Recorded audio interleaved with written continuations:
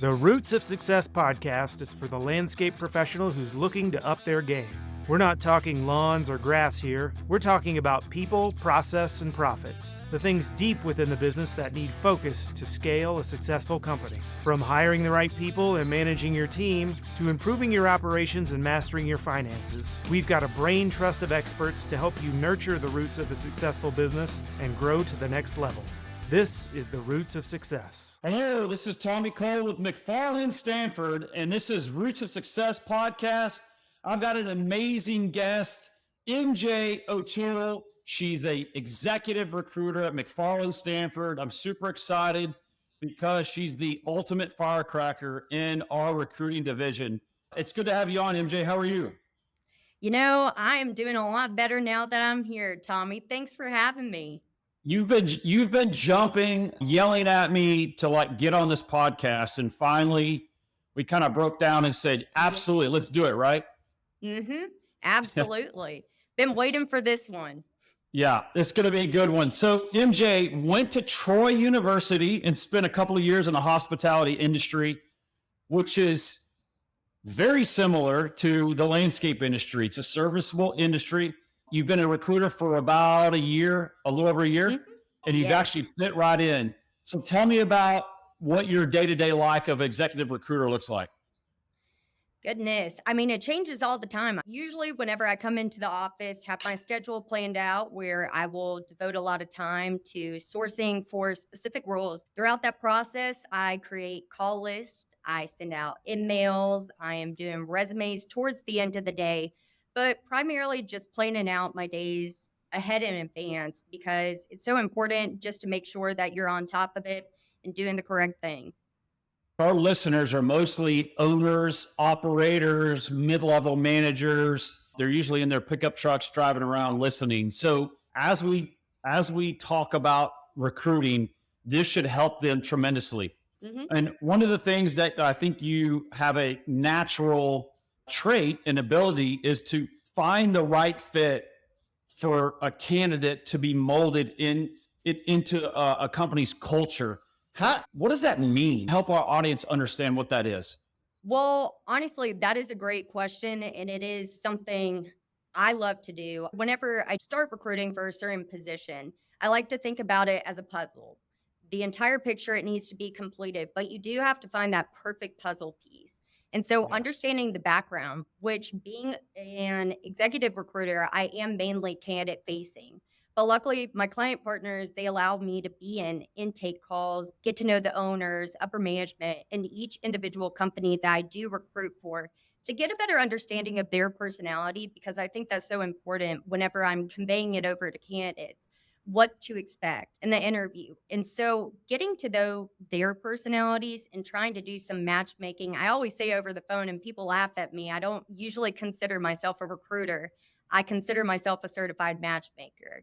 Because if I don't understand the culture, then I'm not going to be able to try to talk to somebody about a position. And I think it's one thing about this job in particular that sets us apart from staffing or whatever it may be, is we do have to have relationships to be able to talk to people openly. And, being in the industry, this industry would be nothing without the relationships you develop.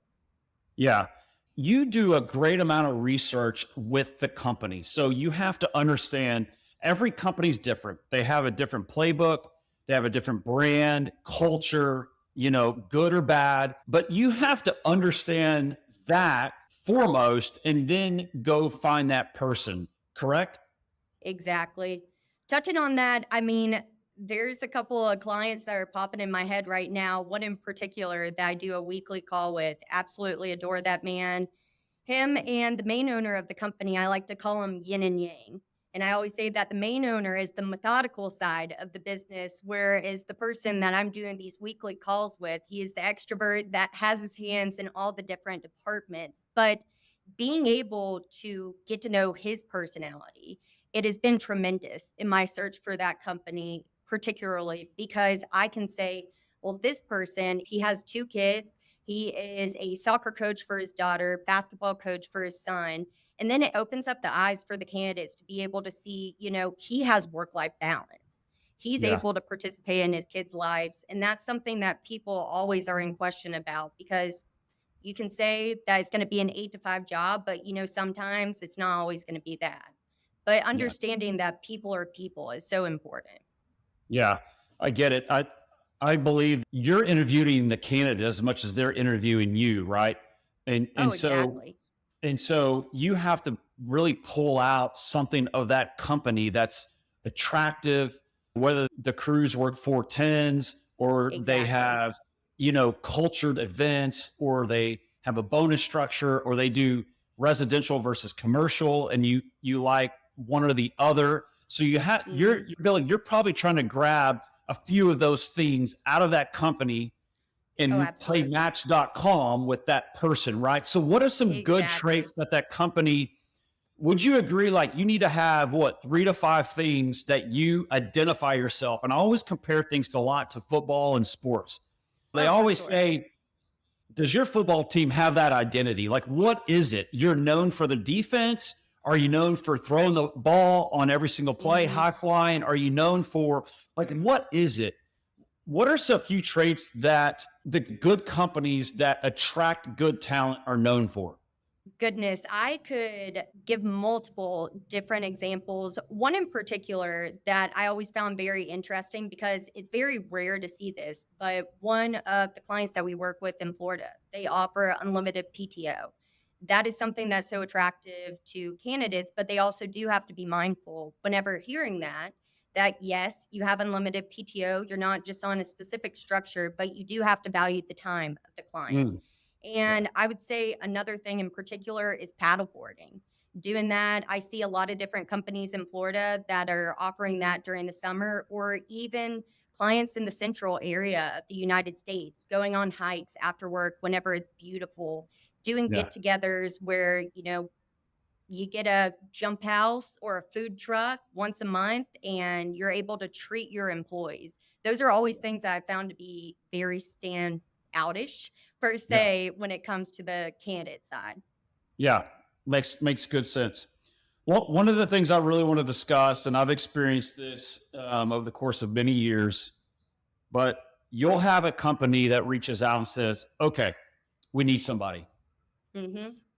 Oh my God, MJ, no, we really need somebody yesterday. Like, we have to Mhm. jump on it. It's probably already late, right? It's sort Yep. of panic mode. I feel like a lot of companies go in panic mode. But then also something happens when you're recruiting, and there's this lack of quickness. There's this lack of Yep. urgency. Explain what a lot of companies do that's kind of frustrating in that. And then next, we need to move into the role of how do we be quick and how do we make decisions? One thing I've learned from the get go in my training to be a recruiter for landscaping is quality is way more important than quantity. I Yeah. could send 10 candidates to a client right now that I know from our initial conversation they would not benefit from having these people at all join their company. It's a buildup of trust that has to be understood between both the candidate side of what we're dealing with and compared to what the client is looking for. Because I mean, I could get somebody hired and then they could fall off a week later. And then when it comes back to it, it's like, well, why did you send it to us in the first place? And it's just having an understanding that urgency, completely understand it. Yeah. Like you were Yeah. saying, need somebody yesterday, but I would rather give you somebody that's going to be there forever Yeah. instead of somebody that'll last 3 to 6 months. And so just understanding that the process is the time behind it is so beneficial, because once I do present somebody and it's something that I pride myself on, I know that they're going to be killer. And I interrogate my client partners all the time whenever I'm presenting somebody, because I'm Yeah. like, these are the 10 reasons why they are perfect for the role. Do the write up for them and they send it over, because then there's no question. I would agree with you. When you present somebody and it's in their inbox, what's the time frame to get someone in return, for that company to return a phone call or an email and set something up? So we usually say about 48 hours, because throughout the process, especially too, if you have an A plus plus candidate and you just spoke with them, they're perfect for this specific company because of their personality and understanding the internal team and how they operate. they're probably interviewing elsewhere and they're not going to Yes. wait on this company. They're going to, especially if they're not working at the moment, sometimes people jump at the first biggest thing that comes their way. And even though I can vouch and say, yes, this company is perfect for you, I am so sorry that they haven't responded, but I guarantee they'll be interested. We've tried a lot of different innovative ways that I found to be beneficial where we do a qualifications page. You look Right. at an account manager role open in Dallas, Texas. Of course, if it's a high end residential company, you need to, if it says in the job description, 5+ years of this, list it in there, list their enhancements, list their direction of how many people they've been able to maintain and take on and just manage all at once. It's sending it over where truly there's no questions left as to can this person do it? Because everything's there saying they can. If companies had this sense of urgency of a big client reaching out to them for them to bid their project and it's a $500,000 job, that sense of urgency should be taken on an A+ candidate that's in your inbox, correct? Absolutely. Could not Yeah. agree more with that. Yeah. Because you need them. And sometimes you don't even realize the talent that's out there until you actually do look it over. Yeah, I agree. In the world we live in, there is so many open jobs and Oh so my little gosh. candidates, correct? So Absolutely. The lack of how labor companies, is astounding. yeah. So how companies, how do they stand out? How do this, and one of them has got to be an absolute quick response.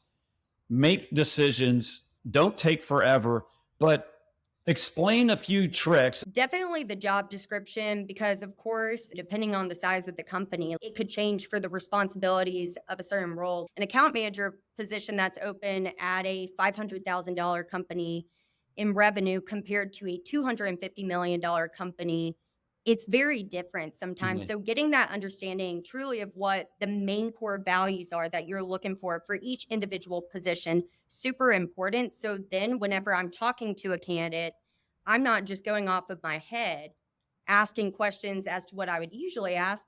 I'm going off of truly what the needs and the must haves are from the client's perspective. Definitely salary.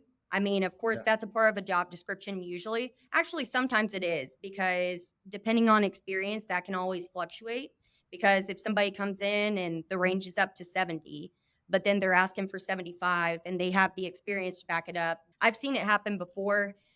And of course, just information about the company when it comes to revenue, what they specialize in, what softwares they use, what this company does, and how they operate on a day to day basis. There's so many different things, benefits package. I also think, resumes from Okay. somebody before that stood out to them. Yeah, that's good. I would add, let's add some more to this because this is good. So a snapshot of the company in general, right? Hmm.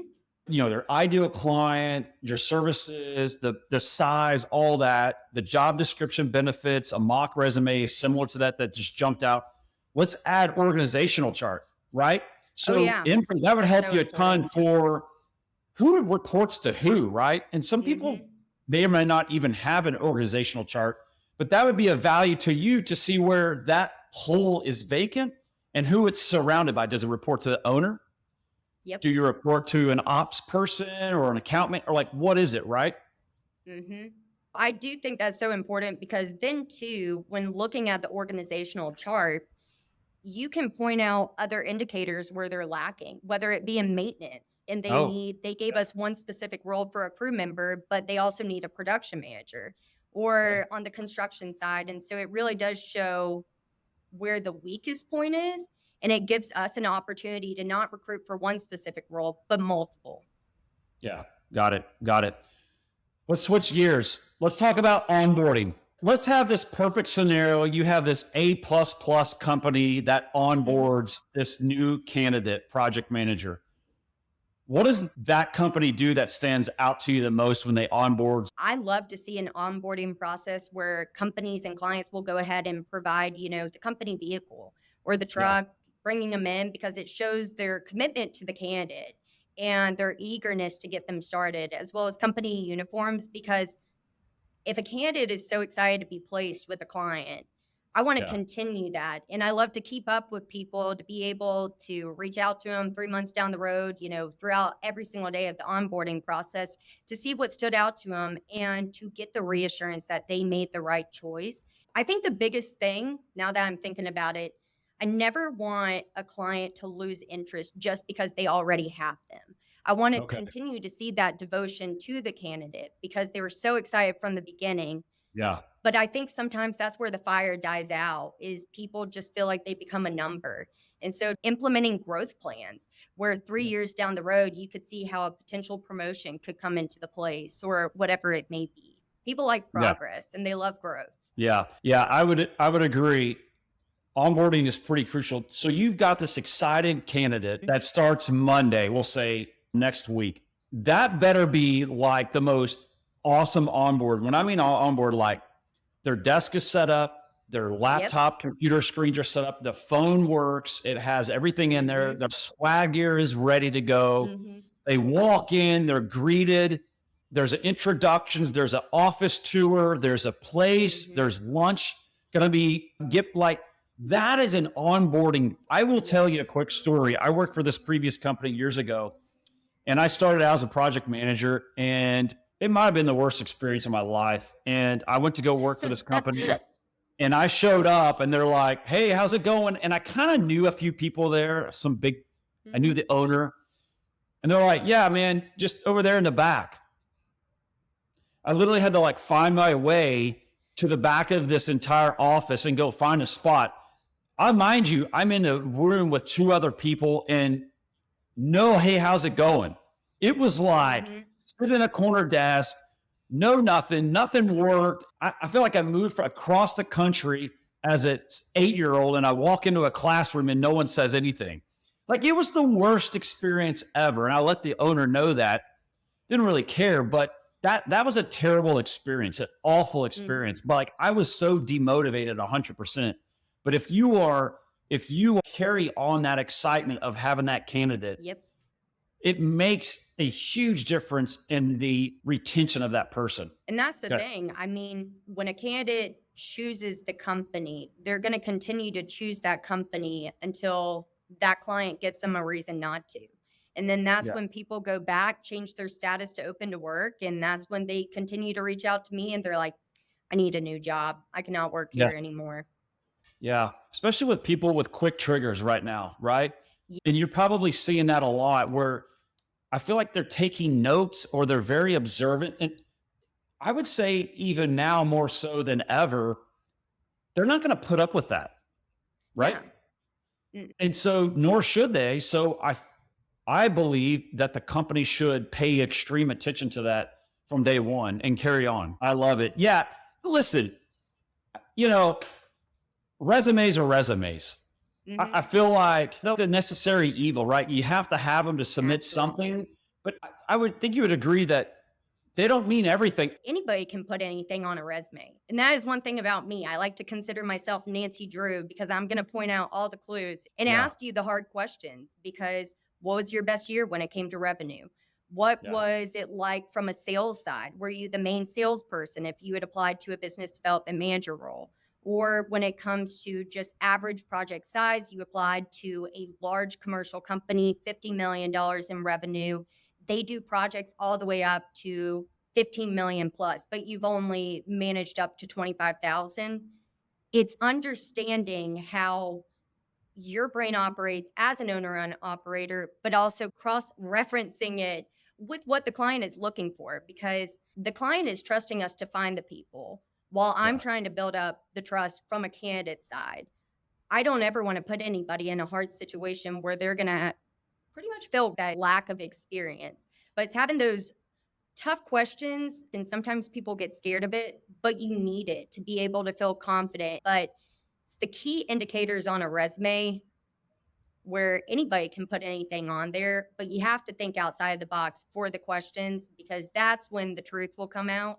And I'd rather it come out with me than if I send it to a client and then they're just like, MJ, what did you do? Yeah.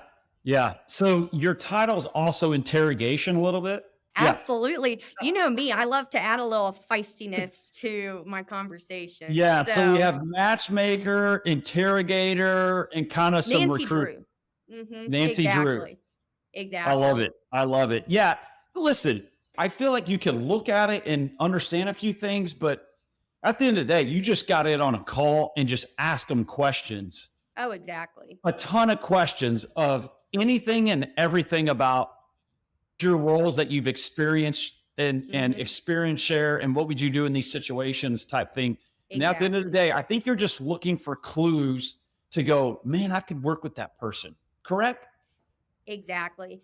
It's Okay. truly one of the biggest things from resumes too. If you see that somebody is considered a job hopper in somebody's eyes, it's so important to indicate their reasons for leaving. Because if I just constantly hear, well, it was upper management, it was this person didn't like me because I was more experienced than him, it creates all these red flags where Okay. it's like, are you somebody that has to be a standalone person or are you able to be managed? Because sometimes people aren't willing to learn. I would agree. Well, they're kind of pointing the fingers everywhere. Exactly. But listen, early in my career, I kind of hopped around every couple of years, 2, 3 years, right? And I was raised to say, get as much experience as you can before you start to sort of narrow your Exactly. career down. So there's a balance there. I get it. I get it. So you have experience in hospitality. I love Yeah. that service industry. And your mom was in landscaping. So you have this whole unique, really awesome experience. By the way, your mom is awesome. She's a great person. She loves you So too, Tommy. thank you. Thank you. Thank you. So how is landscape similar to other industries? You came from that. Now you're sort of in this landscape world. What are some similarities of that? Oh, there's a lot. And it goes back to in the beginning realizing that even though it's hospitality and it's focused on hotels, resorts, whatever it may be, still relationship based. You can make a Yeah. difference on somebody's stay. And that's the thing with my career doing contract jobs in the seasonal world. It helped me be able to talk to people because the first impression is the most important impression. And how you continue to present yourself after that, it's going to be very telling to Yeah. whomever it is that you're dealing with. There have been so many times that I've been yelled at whenever I was in the hotel industry where people were like, I put down this much of a deposit and the room is this and the room is that. It's being empathetic towards the needs of the person. And even if you can't continue to change the situation because you're capped at what you can physically do, it is how you respond to it that will change the tone of the conversation. And that's one thing I found so beneficial from the hotel side that's been so transferable for me over here is I have to have tough conversations sometimes. I could absolutely love somebody. I could think they are the most perfect person for a position, but the client rejects them because of good Okay. reasoning behind it. It's having those tough conversations, but not stopping the relationship right there. You can't get discouraged by the no's. It's understanding that the no's could eventually turn into a yes. And just because it didn't happen then doesn't mean it's not going to happen later. I've had Yeah. people reach out to me 8 months after they told me no and say, I'm ready. Can you please help me? Yeah. Yeah.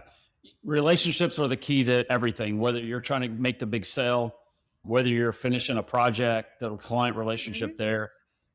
At the end of the day, when you're in the interviewing process for a potential employee for your company, is to foster that relationship. I would think you would agree. Multiple interviews, whether phone, in person, video, Hmm. but always strike a very professional conversation. Be very engaged in the conversation, not completely distracted, driving down the street and trying to have an interview. Sit down, focus, be very quick and precise about your decision making of, I'm available tomorrow at 2, I'm available tomorrow at 3 and 6 o'clock. Will those work? No. Okay. How about the next day? And be intentional about those things because candidate A, B, and C are watching every move, but Oh, not seeing absolutely. every move. Correct. So the name of the game is act quick, have a good conversation, build a relationship because at the end of the day, it's a small world and you've seen it all Mhm. intertwined in a spider web across the whole country. So relationships are key, Exactly. correct? No, they are. And I think it goes back to skepticism, both from the Oh, client side, where they could, at the end of the week, whenever the client partners are doing weekly updates on the progress of specific roles and they see that nothing has been presented, they wonder what we're doing. And it's going back to the fact that on the candidate side, the skepticism is proving myself that I'm not a farmer per se, because I've gotten yes. called that plenty of times where they're like, you just want to make money off of me. And I'm like, no, I want to benefit you by finding Yeah. you the right job. I want to make sure that the client has trust in us, that the process, it could take a little bit, but it's going to benefit you at the end because we'll find you that right fit, and vice versa for the candidate too. Yeah. How satisfied is it when you find a candidate and there's a match? Like, does that get you fired up every day? Oh, Tommy, it is my favorite thing. Like I said, I mean, you can ask any of my coworkers, they laugh at me over the phone because I'm a wild card, but Yeah. that's how I deepen my relationships with people. And it's the fact whenever I see something come together, and as I was mentioning, just the puzzle piece, like I see that one puzzle piece that I need, I am somebody that is devoted to the process. I will find it. That sense of relief that the client is going to benefit from them, and vice versa for the candidate, because there's families involved. It's like, it's Yeah. not just you that's going to get this opportunity. It's going to be this base salary will help you pay for your kids' Christmas presents or their birthday presents or their first car, whatever it may be. It is the most satisfying thing. And it's something that just continues to fire me up, because once you find that perfect fit, regardless of how many no's you heard before, you understand that that's why it took so long.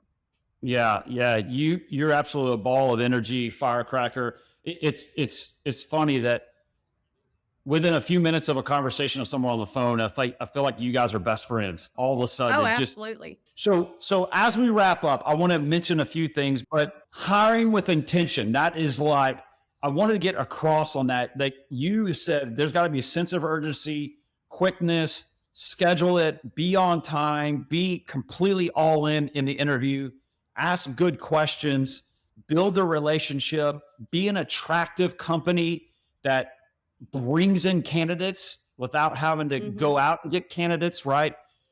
Be prepared when you're ready to hire someone, a snapshot of the company, job descriptions, benefits, Yep. mock resume, org chart, all of that. What are you good at? Like, those are the things that you need to be embedded in your company to have good people coming in the door and someone like you on your team looking for candidates.